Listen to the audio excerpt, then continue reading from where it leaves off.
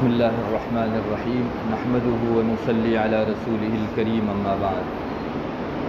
محترم دوستوں اور بزرگوں، گزشتہ مجلس میں نے آپ کے سامنے نبی اکرم صلی اللہ علیہ وسلم کے ہنسنے کا طریق اور اس کی ادا ذکر کی تھی۔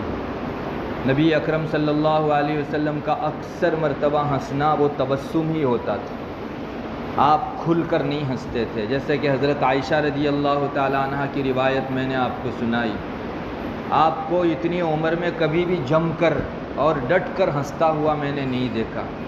یہ وہ حضرت عائشہ ذکر فرماتی ہیں جن کے شب و روز نبی اکرم صلی اللہ علیہ وسلم کے ساتھ گزرتے تھے۔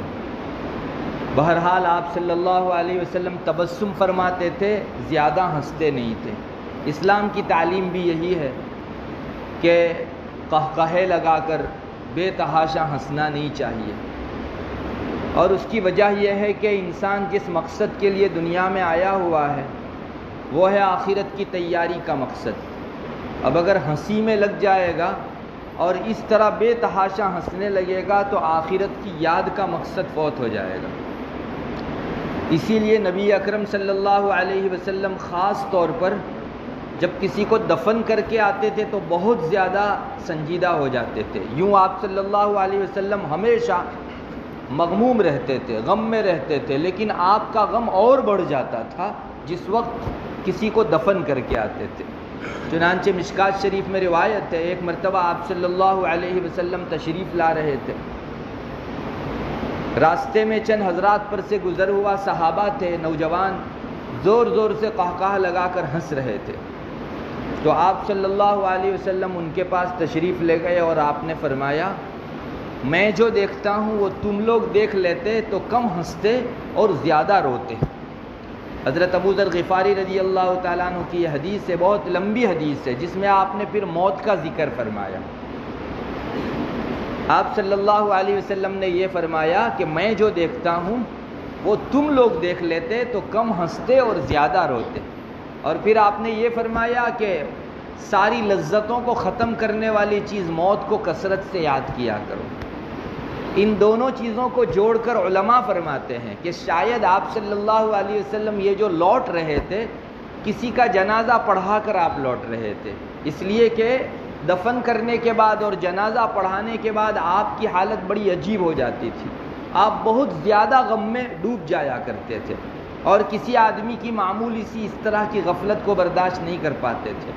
اور یہاں صحابہ قہقہہ لگا کر ہنس رہے تھے، تو آپ صلی اللہ علیہ وسلم نے یہی فرمایا کہ میں جو آخرت کے منظر دیکھتا ہوں، جہنم کی لپیٹ اور آخرت کے مختلف قسم کے عذاب، اگر تم لوگ دیکھ لیتے تو دنیا کے اندر تمہاری ہنسی رخصت ہو جاتی، اور کم ہنستے اور زیادہ تر تمہارا وقت رونے کے اندر گزرتا تھا۔ اس سے پتہ چلا کہ اسلام چاہتا ہے کہ بے تحاشا غفلت والی ہنسی انسان نہ ہنسے۔ جیسا کہ گزشتہ مجلس میں نے بتایا، اسلام اس پر پابندی بھی نہیں لگاتا کہ آپ ہنسیے مت۔ خود آپ صلی اللہ علیہ وسلم بعض موقعوں پر انبساط فرمایا کرتے تھے اور ہنسی خوشی لوگوں کے ساتھ بیٹھتے تھے، لیکن تبسم کی حد تک۔ وہ جو غفلت والی ہنسی ہمارے یہاں ہوتی ہے وہ آپ صلی اللہ علیہ وسلم پر کبھی نہیں ہوتی تھی۔ اور وجہ بھی بالکل واضح ہے کہ ایک انسان اگر ہنسی میں اتنا پڑ جاوے گا تو اس کو اپنی پٹری پر آتے ہوئے اور آخرت کی یاد کی ڈگر پر آتے ہوئے کافی دیر لگے گی، اور زندگی کے اتنے لمحات اگر اسی میں گزر جائیں گے تو پھر اپنے مقصود کی طرف وہ آگے نہیں بڑھ سکے گا۔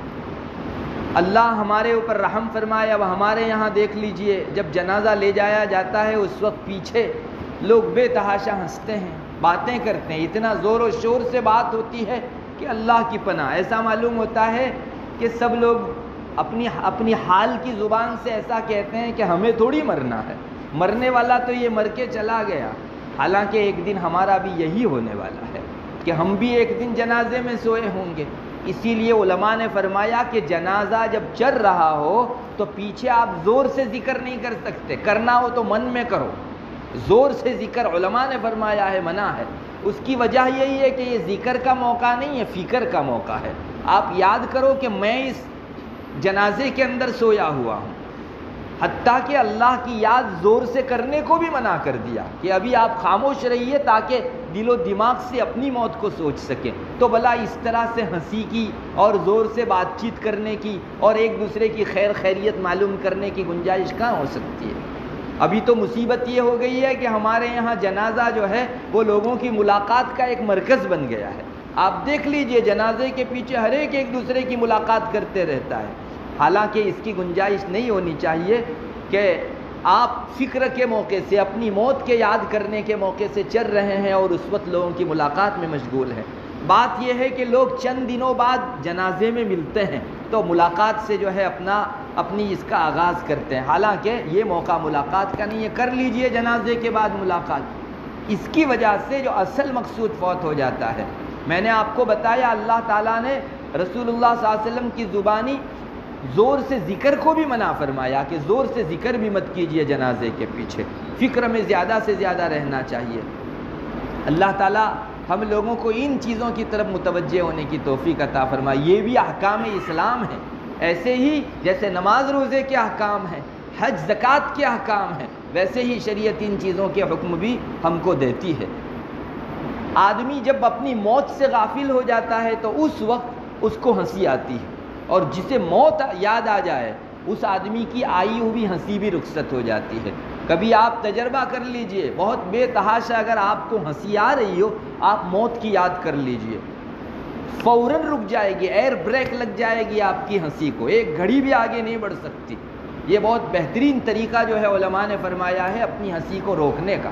کبھی انسان کی طبیعت ایسی بن جاتی ہے کہ قہقہے لگا کر ہنستا ہے اور بہت علاج کے بعد بھی رکتا نہیں، تو اس کے لیے بتایا جاتا ہے کہ اپنی موت کی یاد سے انسان کی ہنسی رک جایا کرتی ہے. اور بے تحاشا ہنسنے والا وہ ہوتا ہے جس کو اپنی موت اتنی دیر تک کم سے کم جو ہے یاد نہیں ہوتی.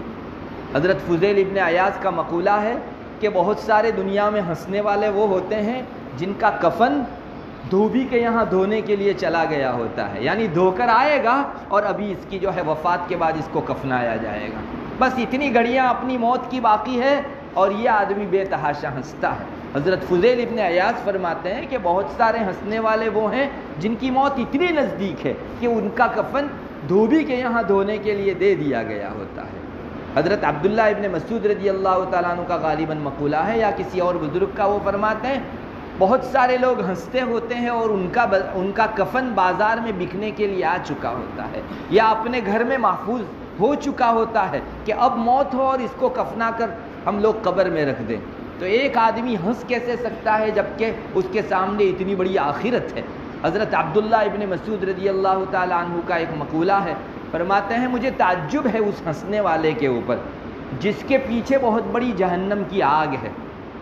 ہم لوگ سمجھتے ہیں کہ جہنم کی آگ تو ہزاروں سال دور ہے. نہیں، ابھی انسان مرا اور اس کے فوراً بعد 8-6 گھنٹے کے اندر قبر میں ہوگا. اگر اچھائی کرنے والا ہے تو اس کے لیے جنت کی کھڑکی کھولی جائے گی، اور اگر برائی کرنے والا آدمی ہے تو جہنم کی کھڑکی کھولی جائے گی. کہاں ہزاروں سال، ارے 6-8 گھنٹے کے اندر انسان جہنم کو دیکھنے والا ہو سکتا ہے. اللہ سب کی حفاظت فرماوے.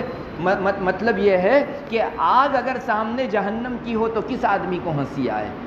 تھوڑی دیر کے لیے یوں سمجھنا چاہیے کہ ایک آدمی کو سزا دی جانے والی ہے سولی کی یا آگ میں جھونک دیا جانے والا ہے، 5 منٹ پہلے کیا وہ آدمی ہنس سکتا ہے؟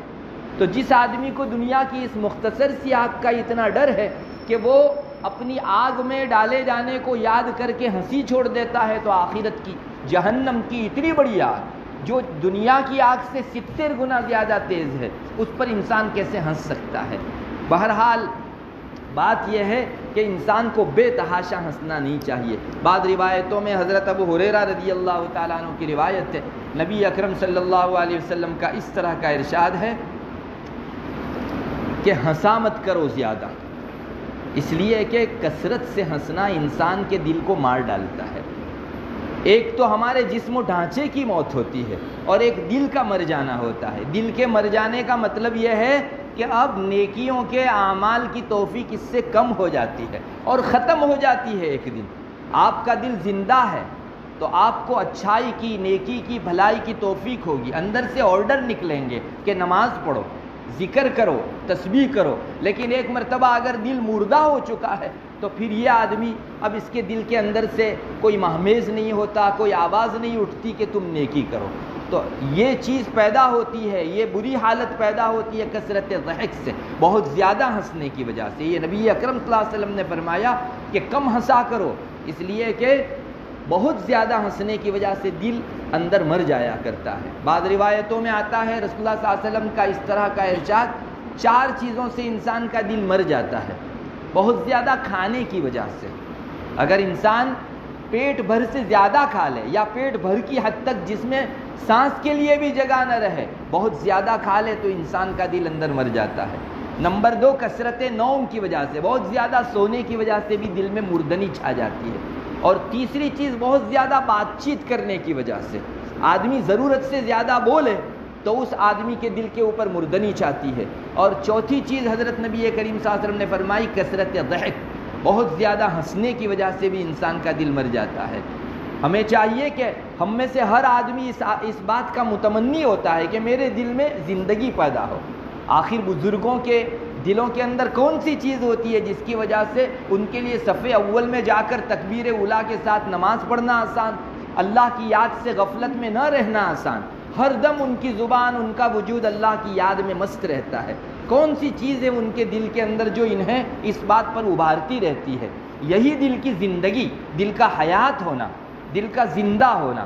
اب اگر یہی دل ہمارا مر جاتا ہے ان بنیادوں کے اوپر جس کو نبی کریم صلی اللہ علیہ وسلم نے ذکر فرمایا، تو پھر ہم کو بہت ضرورت ہے اس بات کی کہ ہم اپنے دل کی زندگی کی کچھ سوچیں. اللہ کی یاد سے دل زندہ ہوتا ہے اور بہت زیادہ ہنسنے کی وجہ سے دل میں مردنی چھا جایا کرتی ہے. حضرت عیسیٰ علیہ نبینا علیہ السلام نے ایک مرتبہ اپنے حواریوں کو فرمایا تھا، جیسے حضرت نبی کریم صلی اللہ علیہ وسلم کے ساتھ رہنے والے صحابی کہلاتے ہیں، ویسے حضرت عیسیٰ علیہ نبینا علیہ السلام کے ساتھ جو رہتے تھے ان کو حواری کہا جاتا تھا. تو حضرت عیسیٰ کے یہ حواری وہ تھے جو حضرت عیسیٰ علیہ نبینا علیہ السلام کے ساتھ ایسے ہی اٹھنا بیٹھنا رکھتے تھے جیسے حضرات صحابہ آپ صلی اللہ علیہ وسلم کی مجلس میں اٹھنا بیٹھنا رکھتے تھے. یہ بڑے پاکیزہ لوگ تھے. حضرت عیسیٰ کی مجلس کے اندر جو حضرات بیٹھتے تھے اور جو ان کے اپنے کہے جاتے تھے. کئی مرتبہ حضرت عیسیٰ علیہ نبینا علیہ السلام نے اپنے حواریوں کو بڑی بڑی نصیحتیں فرمائی، اور بہت ساری نصیحتیں تو الحمدللہ آج تک منقول ہوتے ہوتے ہم کو پہنچی بھی ہے. ان میں سے ایک چیز حضرت عیسیٰ علیہ نبینا علیہ السلام نے اپنے حواریوں کو یہ بھی فرمائی تھی کہ 2 خصلتیں ایسی ہیں کہ جو انسان کے اندر جہالت ہے اس بات کی دلیل بنتی ہے. 2 خصلتیں، 2 عادتیں، 2 لکشن جس کو گجراتی میں کہہ سکتے ہیں، 2 علامتیں ایسی ہیں کہ جو انسان کے دل کے اندر مردنی ہے اور انسان میں جہالت ہے اس بات کا پتہ دیتی ہے. ان میں سے سب سے پہلی چیز جو حضرت عیسیٰ علیہ نبینا علیہ السلام نے ذکر فرمائی وہ یہی کہ بلا وجہ کے انسان ہنسے. کوئی موقع نہیں تھا اور انسان جو ہے ہنسے. یہ وہ علامت ہے جس کی بنیاد پر یہ کہا جا سکتا ہے کہ اس انسان کے اندر جہل ہے. حضرت موسیٰ علیہ نبینا علیہ السلام حضرت خضر سے ملے. قرآن کریم میں ان کا تفصیلی قصہ ہے، اور ہم جو سورہ کہف جمعہ کے دن پڑھتے ہیں اس میں ہر مرتبہ یہ قصہ آتا ہے. ایک مرتبہ حضرت موسیٰ علیہ نبینا علیہ السلام بیان فرما رہے تھے تو ان کی زبان سے اپنی قوم کے درمیان میں یہ نکل گیا کہ زمین میں سب سے زیادہ جانکار میں آدمی ہوں. اور سچی بات تھی کہ ایک نبی سے زیادہ جانکار دھرتی پر اور کون ہو سکتا ہے، مگر اللہ تعالیٰ کو ایک سبق پڑھانا تھا. اللہ تعالیٰ نے فرمایا موسیٰ تم سے بھی زیادہ بڑے جانکار ایک شخص ہیں. چنانچہ اللہ تعالیٰ سے دعا کرنے پر اللہ تعالیٰ نے بتا دیا. حضرت موسیٰ علیہ نبینا علیہ السلام تشریف لے گئے اپنے شاگرد کے ساتھ، اور وہاں حضرت خضر سے ملاقات ہوئی. بہت تفصیلی قصہ ہے اس کا قرآن کریم کے اندر. تو کتابوں میں آتا ہے کہ حضرت موسیٰ علیہ السلام کو حضرت خضر نے فرمایا کہ تم ہمارے ساتھ نہیں رہ سکتے، چونکہ حضرت موسیٰ جب بھی حضرت خضر سے کوئی کام دیکھتے تو ان کی زبان پر یہ آ جاتا کہ بچے کو کیوں مار ڈالا، یہ کام کیوں کیا. تو حضرت خضر نے فرمایا کہ یہ اللہ کے راز ہیں، اور پھر انہوں نے راز بتا بھی دیا اور فرمایا کہ ابھی میں اور تم ساتھ نہیں چل سکتے، تم کو ہر بات پر اشکال ہوگا، اور یہ سب اللہ تعالیٰ کے شؤون ہے، اللہ کے امور ہیں. تو آخر میں رخصتی کے وقت حضرت موسیٰ علیہ السلام نے حضرت خضر سے پوچھا کہ کچھ نصیحت کر دیجئے. تو حضرت خضر نے فرمایا 2 بات کی نصیحت قبول کرو. ایک تو یہ کہ بے وجہ ہنسنا مت. بغیر کسی وجہ کے، یعنی کوئی سبب نہیں ہے، کوئی کارن نہیں ہے، اس کے بعد بھی انسان ہنس رہا ہے، یہ کام تم سے کبھی سرزد نہیں ہونا چاہیے۔ اور کسی انسان کو اس کے گناہ کے اوپر کبھی کوسنا مت۔ کسی نے گناہ کیا ہے تو آپ بعد میں چل کر اس کو عیب دکھائیں گے، عار دلائیں گے کہ تو نے تو یہ گناہ کیا تھا، تو یہ دوسرا کام ہرگز مت کرنا کہ کسی گنہگار کو اس کے گناہ کے اوپر تم کوسو۔ اور یہ چیز بہت بری ہے، ہمارے معاشرے میں بھی بہت چل رہی ہے کہ ایک انسان گناہ کر کے توبہ کر چکا ہوتا ہے لیکن اس کے عیب کو لوگ پیچھے بیان کرتے رہتے ہیں۔ روایتوں میں تو اتنی سخت بات آئی ہے کہ مسلمان تاب نہیں لا سکتا۔ بعض روایتوں میں ہے اگر کسی انسان نے گناہ کیا اور اللہ تعالیٰ سے اس نے توبہ کر لی، پھر کوئی آدمی اگر اس کو اس کے گناہ کے اوپر تانا دے گا تو یہ تانا دینے والا آدمی جب تک اس گناہ میں مبتلا نہیں ہوگا اس وقت تک اس کی موت نہیں آئے گی۔ اس لیے بہت ڈرنا چاہیے، ہمیں اپنے گناہ پر تبصرہ کرنا چاہیے، نہ کہ دوسروں کے گناہ کے اوپر۔ ہمارے یہاں عام طور پر الٹا ہوتا ہے، اپنے گناہ تو اتنے آنکھ سے اوجھل ہو جاتے ہیں کہ کوئی یاد دلائے تو غصہ ہو جاتے ہیں کہ تم ہم کو جو ہے ہمارے عیب بتاتے ہو، اور دوسروں کے عیب پر اتنی زیادہ نظر ہے کہ باریک سے باریک دوسروں کے عیوب ہمارے دل و دماغ میں ہمیشہ فہرست میں رہتے ہیں۔ شریعت نہ کہتی ہے دیکھنا ہو تو اپنے عیوب کو دیکھو، خامیاں اپنی دیکھو، دوسروں کے عیوب اور خامیوں کو دیکھنے کی ضرورت نہیں، اس لیے کہ آدمی خامیاں دیکھتا ہے تو پھر زبان پر آتا ہے، اور ممکن ہے کہ سامنے والا جس کو گناہ پر تم تانا دے رہے ہو وہ اپنے رب سے معاملہ صاف کر چکا ہو، پھر بھی اگر آپ تانا دو گے، حدیث شریف میں آتا ہے یہ تانا دینے والا اس گناہ میں ضرور مبتلا ہوگا، موت سے پہلے ایک مرتبہ کم سے کم یہ گناہ ضرور کرے گا۔ اللہ ہماری حفاظت فرماوے۔ بہرحال خلاصہ یہ ہے کہ اسلام بے تحاشا ہنسی کو پسند نہیں کرتا، یہ آداب اسلام میں سے ہے کہ انسان کی ہنسی تبسم ہو اور غفلت والی ہنسی انسان کی نہ ہو۔ اللہ تبارک و تعالیٰ ان باریکیوں پر عمل کی توفیق عطا فرمائے۔